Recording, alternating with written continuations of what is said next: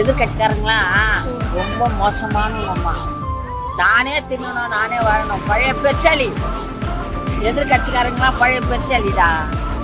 இவன் புதுசு, இவனுக்கு ஒன்றும் தெரியாது. குழந்தைக்கு ஜனத்துங்களுக்கு கெளிக்கணும், நம்மளுக்கு ஓட்டு போடணும், அவங்கள நம்ம முதலமைச்சராக வந்துட்டா அவங்களுக்கு நல்லது செய்யணும் தான் அந்த குழந்தைக்கு.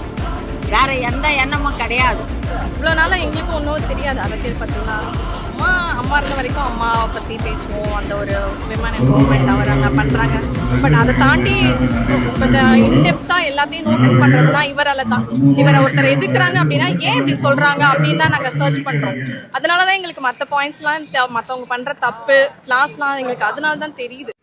இப்போ பேசினா அந்த அம்மா ஆகட்டும் இல்லை இந்த அக்காவாகட்டும், இவங்களுக்கு வந்துட்டு கொள்கையோ இந்த மாதிரியான சில விஷயங்கள் அரசியல் பூர்வமா அது தெரியுமானா கேள்விக்குறிதான். ஆனால் அவரோட நம்பிக்கையா இவர் இப்போ உருவாக்கியிருக்காரு. நிறைய பேருக்கு நம்பிக்கையும் கொடுத்துருக்காரு. ஸோ இவரால் வந்துட்டு இது ஒரு மாற்றம் வந்துடும், இங்கே நல்லது நடந்துடும் அப்படின்ற ஒரு